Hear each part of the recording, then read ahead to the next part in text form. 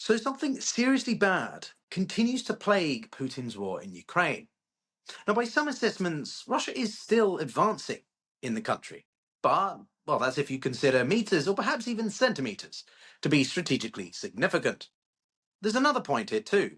The paradox. The paradox that the more ground Moscow takes, the weaker its army may actually be becoming. According to European, Ukrainian, or, interestingly, third-party officials, Russia's battlefield losses are surging so much, they're reaching the point where Moscow's ability to sustain its offensive operations are being openly questioned by everybody, including Russian commentators. So in this video, I wanted to look specifically at these latest rising casualty numbers, why Vladimir Putin's strategy is delivering these painfully slow gains, and whether or not this is genuinely a turning point, not just, say, in the Russian economy or elsewhere, but for Russia's military front. This is The Global Gambit. How's it going, everyone? Welcome back to the channel where we look at the nexus of geopolitics, economics, and international relations. Now, if you're a regular, which why wouldn't you be, we have the leading sets of interviews and analysis on YouTube, so do subscribe. You'll know we predominantly cover the Russo-Ukrainian war, and that's what we return to this time. You see, Putin has always made it clear there is a bet he has waged in this war, not on lightning breakthroughs or maneuver warfare as it's known, but on strategic patience, sustained pressure of grinding, relentless assaults across a broad front, designed to exhaust Ukraine's manpower and political will. The assumption being simple: Ukraine cracks first. Now, there are notions there which some of you may disagree with, of course, and more in the video as we go, so do let me know in the comments what you think. But you see, the problem with Ukraine cracked first is that the way Russia is fighting cannot generate this kind of operational breakthrough Putin is demanding, even as losses mount. There have been many blunt assessments in that Russia's current approach is unlikely to produce results that are militarily decisive. We often focus on the strategic elements here, but of course it's important to consider the tactical as well. Despite having seized the battlefield initiative in 2024, Russia's advances remain glacial. In its most prominent offences, Russian forces have been advancing between 15 and 70 metres per day. You thought what I said in the opening hook was a joke. It isn't. To put that into perspective, that is slower than many battlefields of the First World War, including the Battle of the Somme. According to other institutions, this rate of advance is slower than almost any major offensive campaign in modern warfare. Recent data reinforces that picture. Between the 1st and 25th of January alone, Russian forces captured just 152 square kilometers of Ukrainian territory. That's the slowest rate of advance since the March of last year. Now, winter conditions considering, stiff Ukrainian resistance has also been part of it, and the dense drone coverage have all contributed to this progress just being non-existent. And it is coming at such a cost to Russia that it has not experienced anything like this since the Second World War. Indeed, some of you may well have seen that joke online of the fact that if you put a snail on the eastern side of Ukraine, it will have crossed the entirety of the country in the time that the Russians have managed to get as far as they have, which, well, is nowhere. Now let's talk losses for a second. Western and Ukrainian estimates suggest that at least 325,000 Russians have been killed, fatalities, not just casualties, since the full-scale invasion. That figure alone is, of course, staggering, but it's only partial.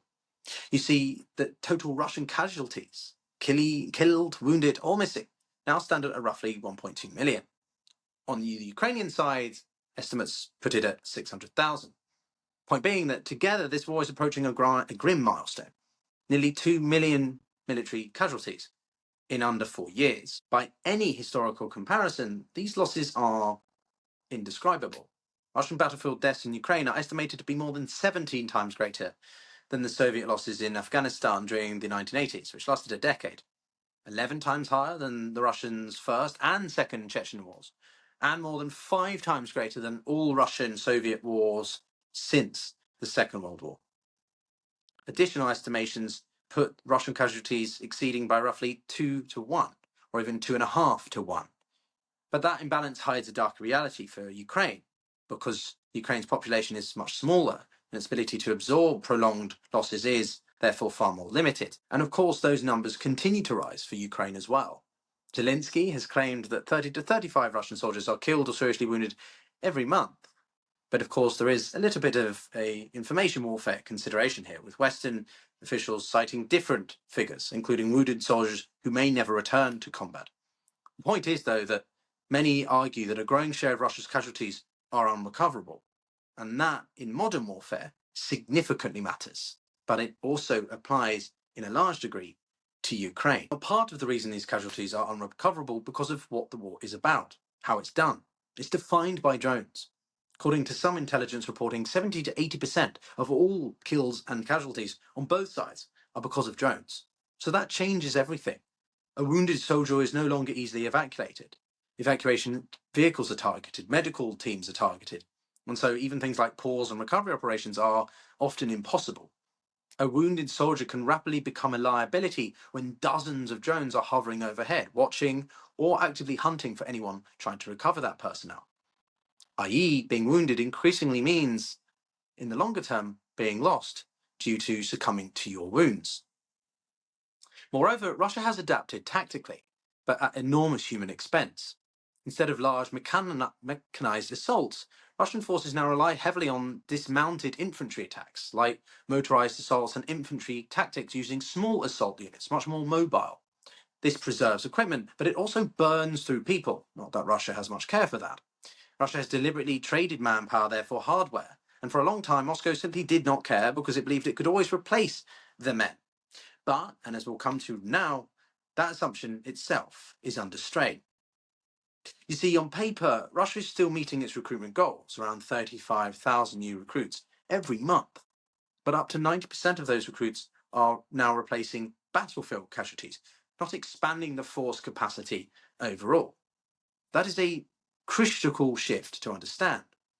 Russia claims to have recruited over 420,000 men with similar targets set for this year, but the quality of that recruit level is also deteriorating.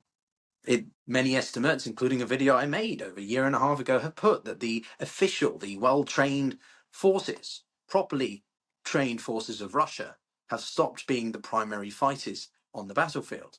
Now it consists of convicted criminals, redeployed wounded soldiers, and anyone that the Russian state can largely get their hands on. Desertion rates are at their highest point in the war, and so to keep the numbers up, Russia leans heavily on lavish signing bonuses, largely funded by regional governments, by the different oblasts. But in some regions, recruits are even offered equivalents of several years' average wages up front. Moscow specifically, that has gone further. The Kremlin increasingly recruits men from outside Russia, from Central Asia, South America, and Africa. We've seen reports of just how many Malian people, or those from Sudan, are even fighting on the front lines in Russia. So many are drawn by the misleading promises, while others face direct pressure or even coercion. Therefore, this is not about ideology. It is not about patriotism. It is about the poverty economics, scaled up to sustain a war of attrition. We cover the economy of Russia a lot, including an upcoming part 2 I have with Konstantin Somalyov of Inside Russia, where we look in depth at the economics, the significant blowback on inflation, on the sustainability, on supply chains, of course, across the country. The bonuses that the Russian state now offers are starting to bite. Russia's regions spend at least 500 billion rubles alone on enlistment payments. Signing bonuses now account for roughly 0.5% of Russia's GDP.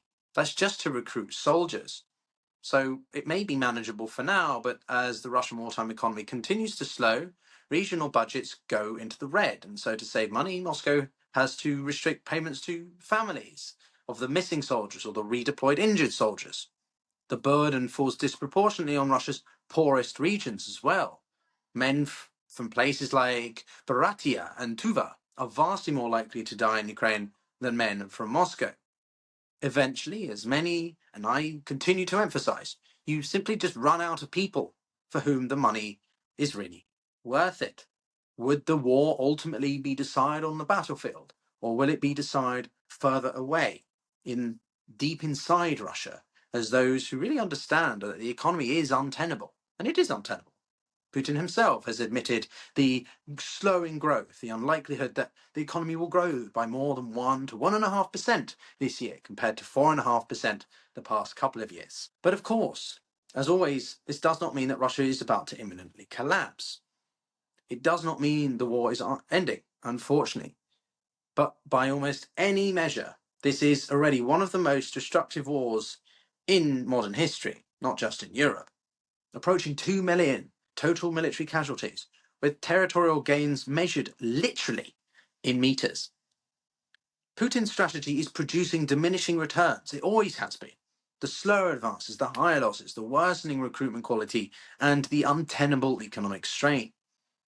Ukraine, meanwhile, faces its own brutal constraints, the smaller population, the mounting mobilization issues, and harder political limits on how far it can stretch society without breaking. Putin has wanted this war of endurance, and he is getting it. But the question now, as it has long been in my mind, is whether Russia can keep the fighting. It can, to a point. But the question is how much damage both sides, and especially Russia increasingly, is willing to absorb to move the front line by literally a couple of hay bales.